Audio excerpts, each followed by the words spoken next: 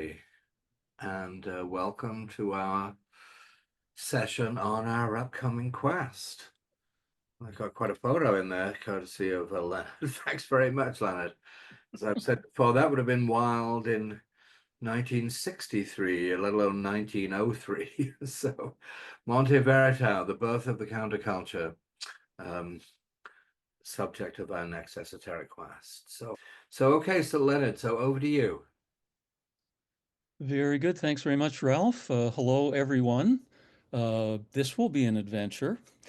Uh, so, as Ralph mentioned, I might talk for 20 minutes or so just to get the ball rolling, to provide a bit of an overview of some of the themes that will certainly be coming up in this great adventure. So, very good. So, just to get some of the themes launched that we're going to be exploring over in Switzerland. So, it's really quite an amazing thing. In the opening years of the 20th century, something very strange started to happen in an obscure corner of Western Europe, in the little town of Ascona in Switzerland, and on a hill behind the town that became known as Monte Verità, or the Mountain of Truth. Mysteriously, causes and conditions seem to converge at that particular place and that particular time that activated a sort of magnet that for decades drew some of the most adventurous minds and bodies from all over the planet. And I have a suspicion that that magnet might be activating again, because it really seems like the pulse is picking up in that part of the world once more. So to explore this, I'm trying to advance my slide and it's not advancing. So let's see. There we go. So this is the book that Ralph mentioned. Most of the information about Monte Verita is in German. So if you don't read or speak German, the resources are limited. This book came out in 1986, and as far as I know, it's still probably the best overview for English readers about this phenomenon. So if you can find a copy of Mountain of Truth by Martin Green, that would be, I think, a useful orientation for English readers. So the burning question is, why did this phenomenon occur where it did? And first of all, let's talk about where it did. Let's get oriented in that way. So the red star is Ascona, Switzerland, and we can see Switzerland, really the heart of Western Europe. So if we zero in a little bit, get a bit more oriented, so Switzerland's in the middle, and you can spot some of the major cities like Geneva and Bern and Basel are there. Toward the bottom of the slide, you can see the great northern Italian city of Milan. And that is where many of us are going to be arriving, flying into the Milan airport and then proceeding overland to Ascona. So if you look just north of Milan, you can see a big lake. That's the Lago di Como. And then if you go a little bit to the west, there's another big lake. It's Lago Maggiore. And so that is our destination for the pre-conference and the conference. You'll notice that the border between Switzerland and Italy actually cuts through the northern tip of Lago Maggiore, and Ascona is just over on the Italian border. And it looks like this. So beautiful northern end of Lago Maggiore.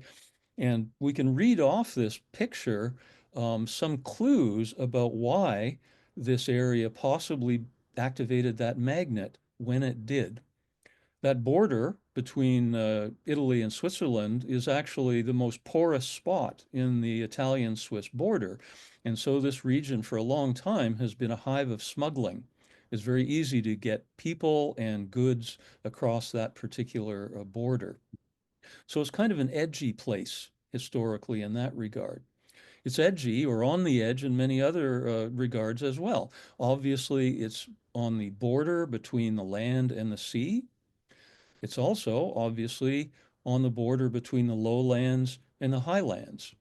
And so these sorts of environments where the theme of being in between or liminal or on the edge often have a special potency when it comes to spiritual matters, which from time to time can be activated.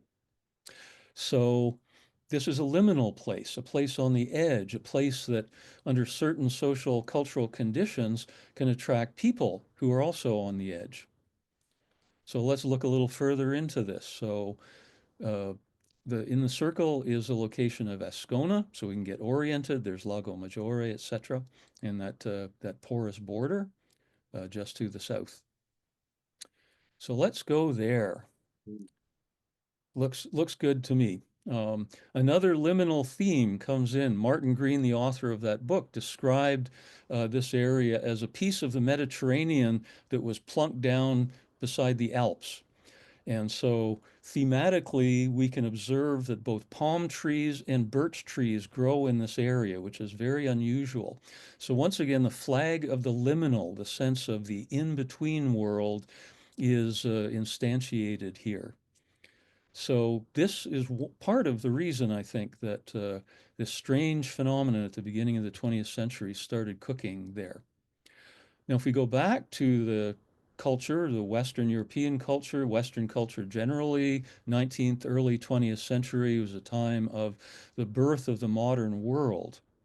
And many people observed and wrote at the time that along with the sense of gains, advantages that were coming with the birth of the modern world, there was an intuition that many people had that something was being lost among all those factories and bureaucracies. And Max Weber, who is very into sociologist, who's very interested in Ascona, wrote of a ring of iron that felt like it was constricting people who were joining the modern world. Sigmund Freud at the time was writing about the repression of the instincts in the idea that there could be no modern civilization without basically crushing down the instinctual energies of the human being. And many other people were observing and feeling this loss of freedom. And that manifested in yearning of many kinds.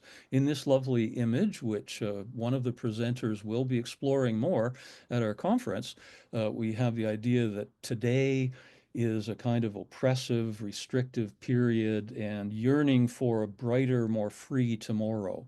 So this yearning for freedom really emerged, erupted among certain people, and put them on a quest.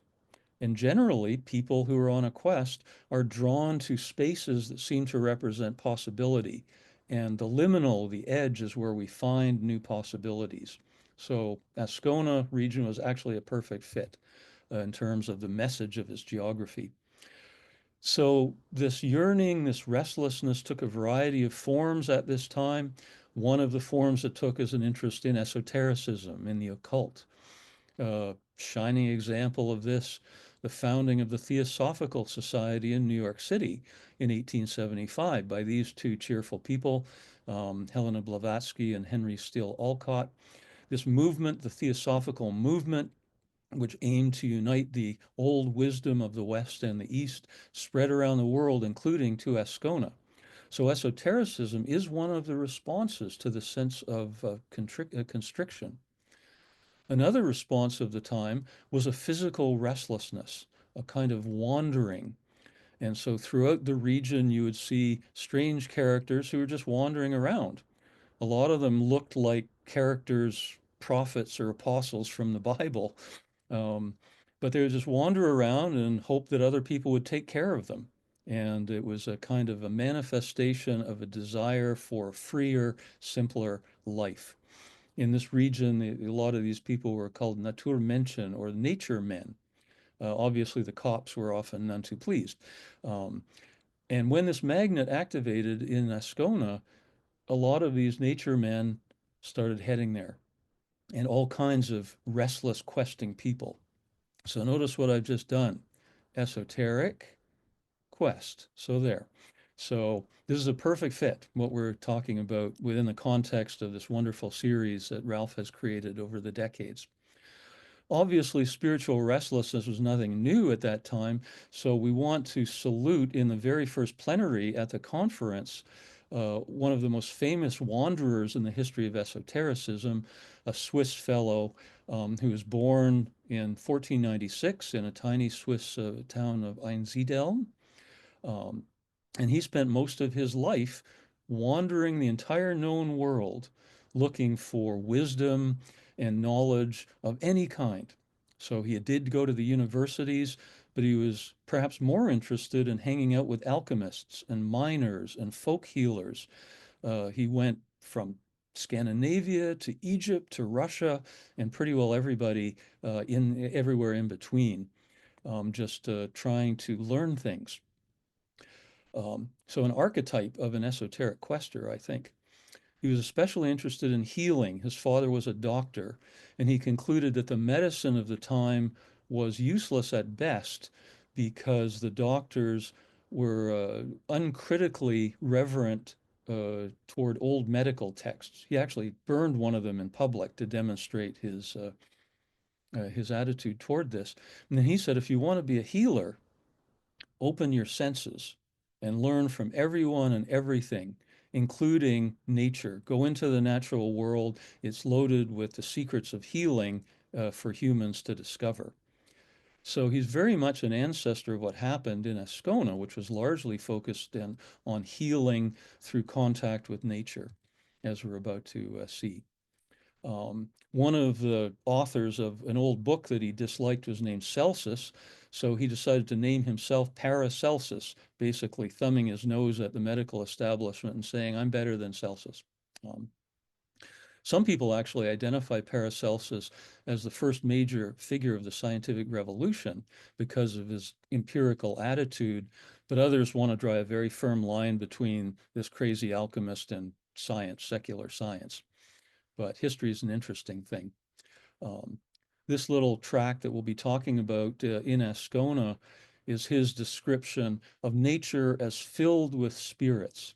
The four elements, earth, water, air, and fire, are actually home to various spiritual entities who we can learn secrets, including healing secrets from, if we approach them respectfully. So we'll probe that. But back to Monte Verità. So this is a map of Ascona. You can see the location of this hill, which is actually a foothill of the Alps, um, that became known as Monte Verità. This is the view from that spot. So you can see it's actually not that elevated.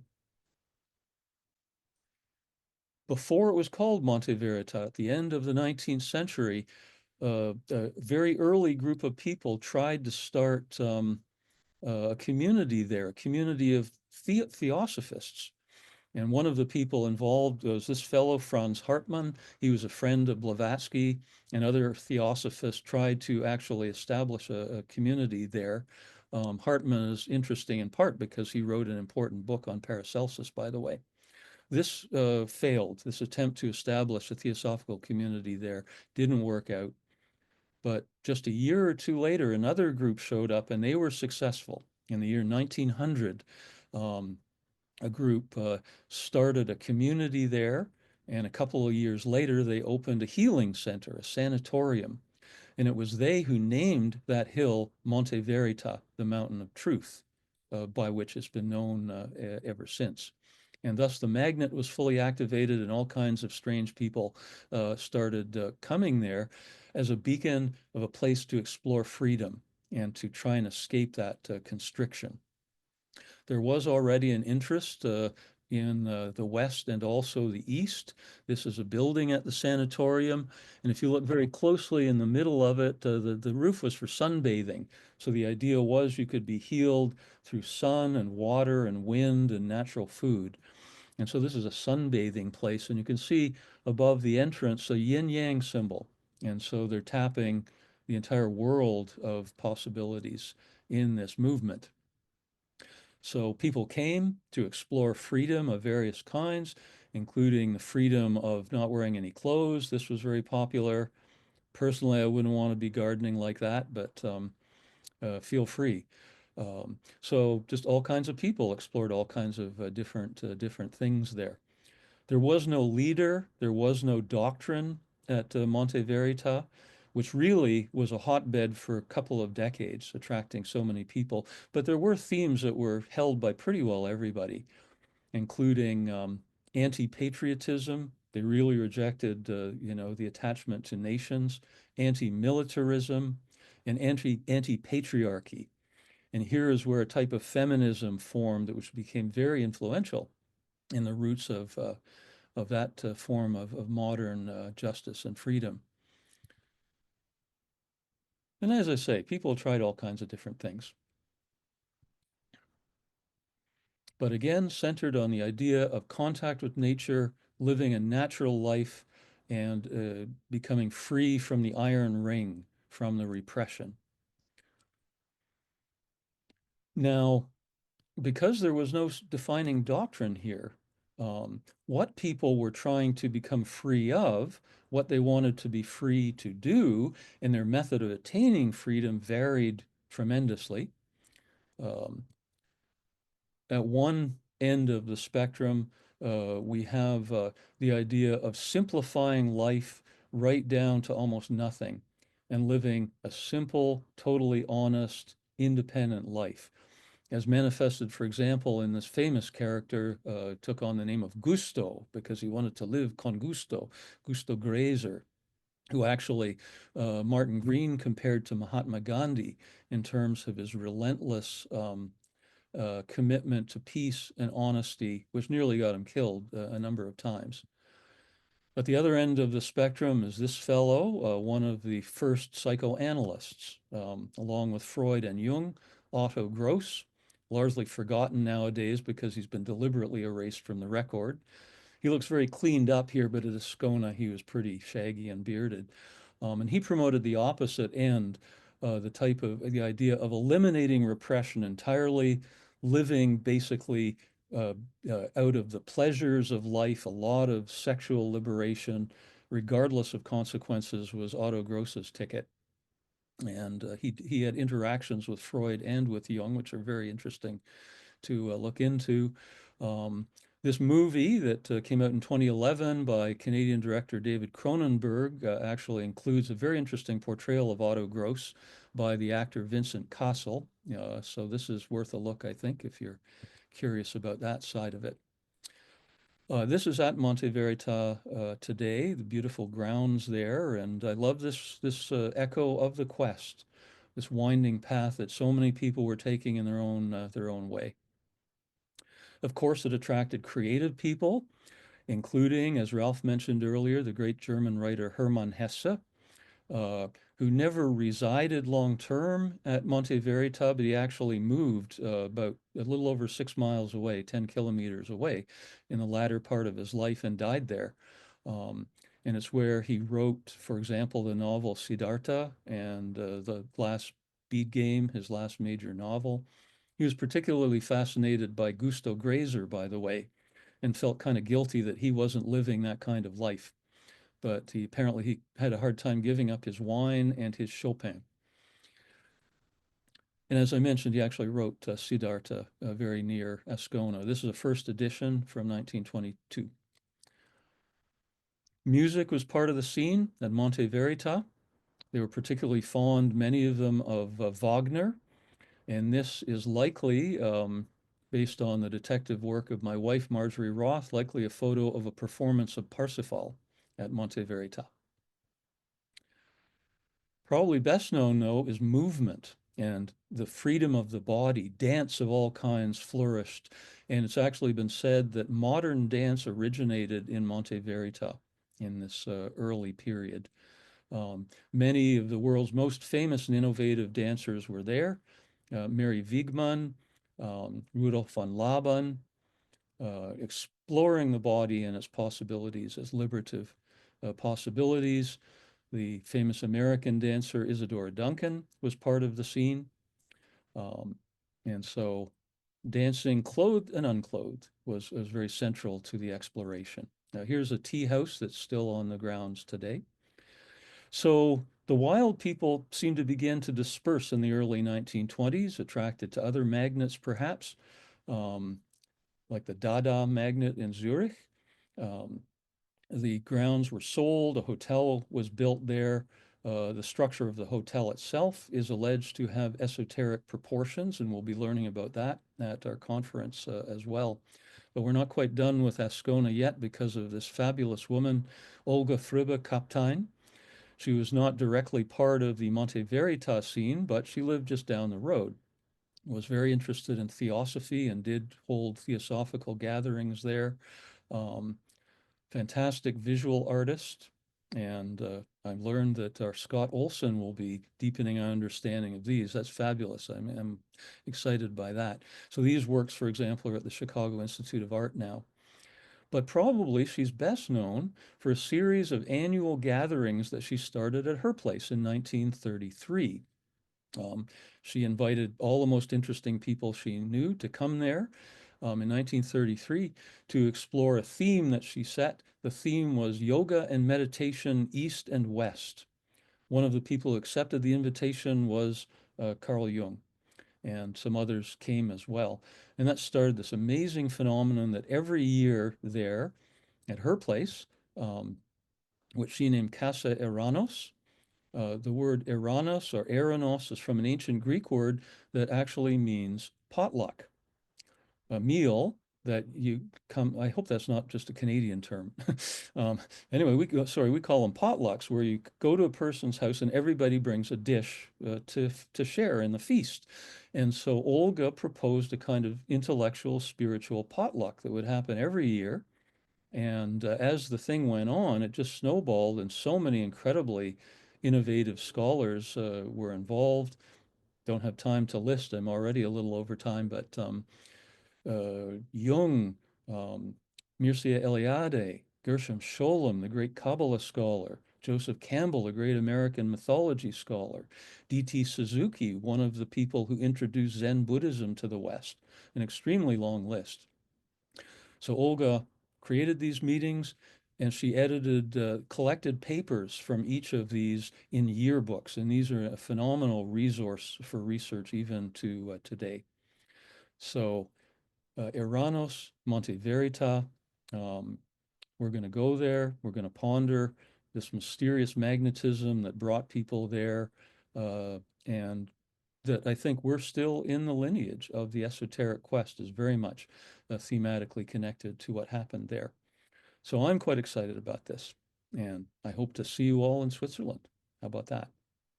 Scott, we're looking forward to your presentation on Olga's paintings. And Scott, as you can see, is a longtime friend and presenter at the Quest, whose lovely book there, The Golden Section, is a deep piece of work on sacred geometry. And so Scott is going to be talking to us about Olga's.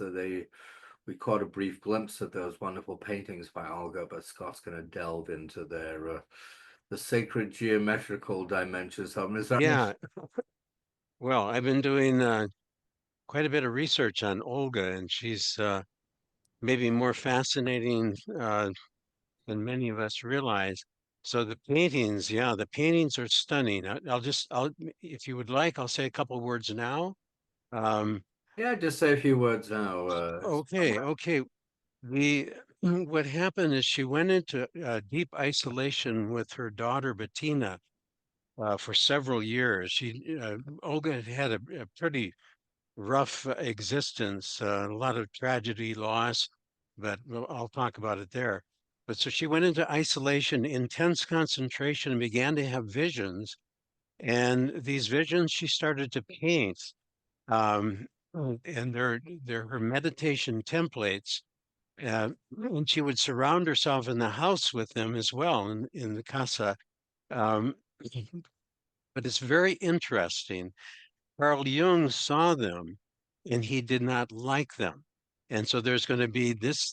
So I will be presenting the In the Shadow of Eranos, Olga Frobe-Kaptein and Alice Bailey, and these paintings, and the International School of Spiritual Research, in which they were delving into these incredible theosophical subjects for 3 years.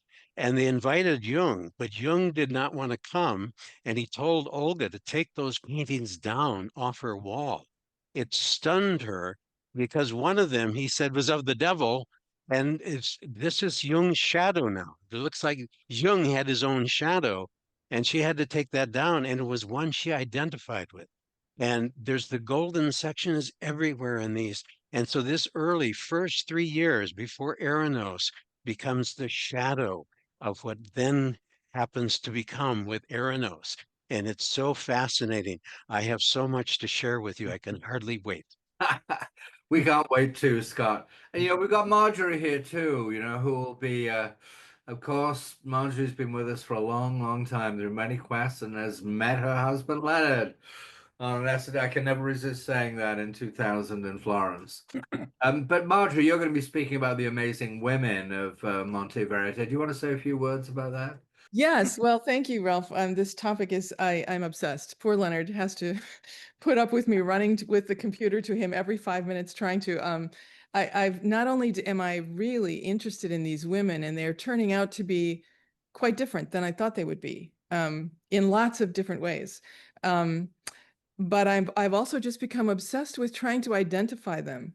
I mean, it's the experience that I'm having researching these women. I'm very curious to see what all the questers who hear my presentation will want to say and will want to ask about these women after I tell them a little bit. It's very interesting. There's not a lot in their own voices. Some of them were quite Ida Hoffman, for example, she had a lot to say.